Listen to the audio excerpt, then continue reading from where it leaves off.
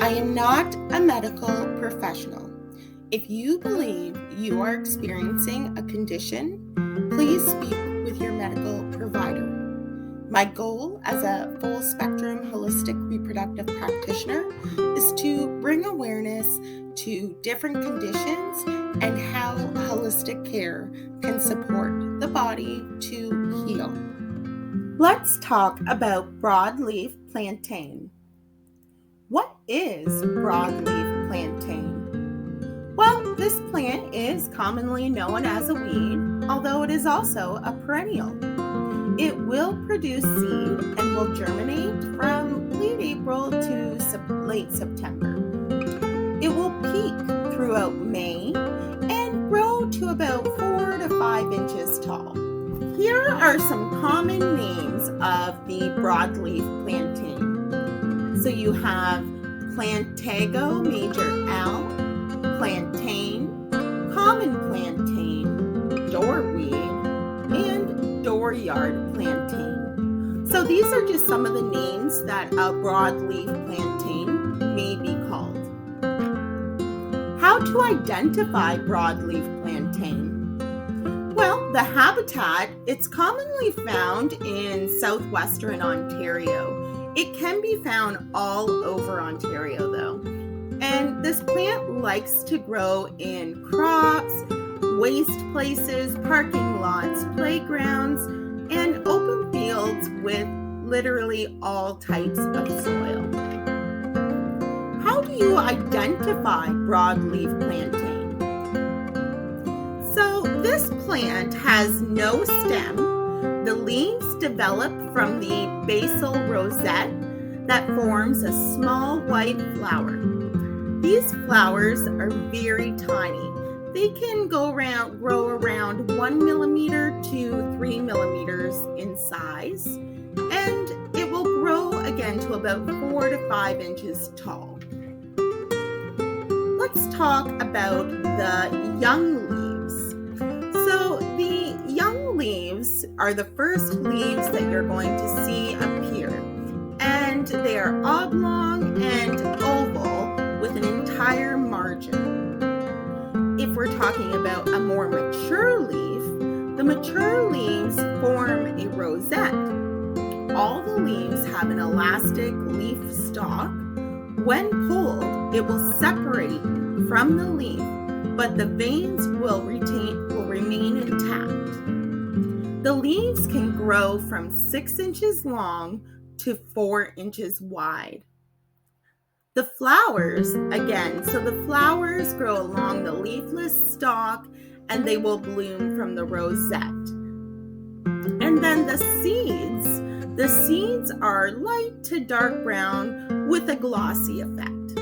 And these seeds are about 1 to 1.5 millimeters in length, and they are produced in an oval-shaped 2-celled capsule. I wanted to just give you an idea of what this plant or what some of the parts of this plant look like. So you'll see here you've got the rosettes, these long parts of the plant that stick up, and this is where the flowers will bloom. And then of course you've got the leaves here down at the base. You've got the root. It's kind of hiding behind this little leaf, but you can just see it. And then you've got the seeds. So these, again, are a dark to a light brown, and they form in that 2-celled capsule. That is, the 2-celled capsule is located in the rosettes. Are broadleaf plantains edible? Yes. Several types of this plant are edible. The seeds and the leaves have actually been used medicinally for centuries. So there's many different types of plantain plants or weeds, whatever you want to call it. And I have some of them listed here. So you have the narrow leaf plantain, the black seed plantain, the blonde plantain, the braced plantain, the Chinese plantain, the buck's horn plantain, and the woolly plantain. So let's discuss some of the medicinal uses of this plant. As we know, it's been used for centuries. So it can reduce inflammation. The leaves contain several anti-inflammatory compounds. It can improve digestion. The seeds contain psyllium. This is a type of fiber often used as a natural laxative since it absorbs water as it moves through the digestive tract. And this plant promotes healing of wounds. So some of the medicinal uses that broadleaf plantain can be used for would be for burns. The effect of the anti-inflammatory properties are very beneficial when it comes to burns.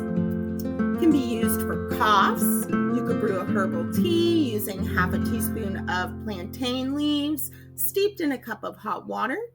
You may wish to add some honey to sweeten the taste and to add to that cooling, soothing effect.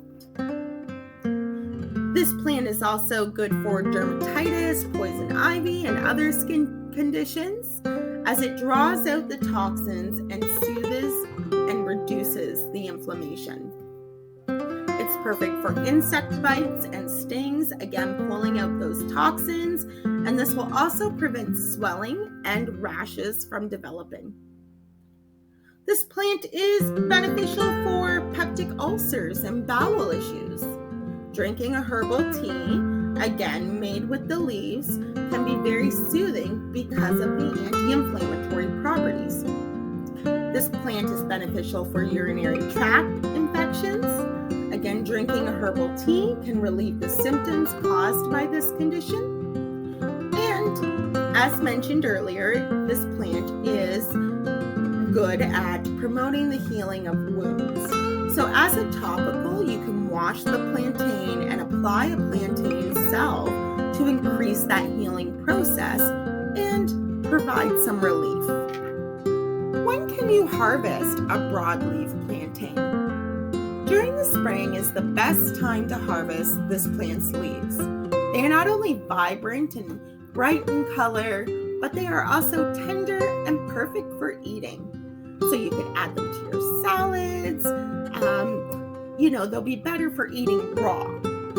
It can also be harvested throughout the year, but do keep in mind that the leaves will more than likely be more mature, and so you may want to add those leaves to, say, a stew or a soup or even your herbal tea. Collect the seeds in the late summer when they are dry and a brownish color. And then store the leaves and the seeds separately in airtight containers. So as with anything, there are some cautions. You want to be cautious of, what you're putting into your body or on your body. So do not try using broadleaf plantain if you have any allergies to plants that are part of the plantain family. If you have any medical conditions or concerns, please speak with your medical professional. As I mentioned in the beginning of the video, I am not a medical professional. I am simply a full spectrum holistic reproductive practitioner that just wants to bring more awareness to nature and what's growing around us. So this plant is also often mistaken for a white cockle and narrow-leaved plantain. So just remember that the broadleaf plantain is more or less hairless, and the shape is more oval than narrow. The side effects of this plant, if taken too much, could cause mild symptoms like nausea, vomiting, diarrhea, bloating, and skin reactions. If too high of doses are used, it may trigger more serious side effects, including anaphylaxis. This is a severe and actually potentially life-threatening allergic reaction. So my suggestion, if you plan on trying this plant, start slowly. Don't drink, 2 to 3 teas a day and add it into each meal that you're eating, really just be cautious. And again, if you have any concerns or medical conditions that you are concerned about, I highly suggest that you speak with your medical professional regarding this before even trying the broadleaf plantain. It's always best to, like I said at the beginning, know what we're putting in our bodies or on our bodies, and just take that extra step and be cautious. Now, there are different ways you can use this plant. So I wasn't going to list all the different recipes and whatnot. If you would like to try some different recipes, there's many online, but I found a lovely website here, and so I just have it on this slide, and it's underlined there in the blue. And underneath are some of the recipes that if you click on the link or go to that link, if you go there, some of these recipes are listed. So you've got baked plantain, chicken weed wrap, a nourishing skin salve, nutty plantain snack, plantain oil, plantain salad, sesame and wilted green sauté, weed soup, or wild pizza. So again, remember, if you are going to be using this plant, just keep in mind that you don't want to use it with every meal or every day. This is maybe just something once in a while that you might want to add into your diet. If you would like to do some more research on this plant, broadleaf plantain, you can check out some of the links that I've listed here. This is where I got my information from, and each of these sites are very beneficial. They've got all kinds of info on there. So yeah, I highly suggest if you want to know more, do a little bit more research, check out these links and see what you can find. And hey, if you do come across anything interesting or maybe even something that I may have missed in this video, feel free to leave a comment and let's grow together. Thank you all for taking the time to learn about this plant and all of its different qualities. Subscribe to my channel and stick around because I'm going to be making more videos on different plants and weeds and nature, what's growing around us. I truly believe that we should know what's growing around us and we need to bring more awareness to that. So also don't forget to like and share this video and help spread that awareness. I am a full spectrum holistic reproductive practitioner who is also a reflexologist and a Reiki practitioner as well. And so I've got a website, Holistic Health Trust Allow Flow. If you'd like to check it out and learn about some other holistic practices and other stuff, I've got a blog on there. There's all kinds of information. So check it out and see what you can find. Yeah, all you have to do is scan the little QR code at the bottom and it will take you right there. So again, we'll just end this video with a thank you for taking the time and learning about this plant and helping to bring more awareness to nature. If you have anything to comment, leave it in the comments, and I hope you all have a great day.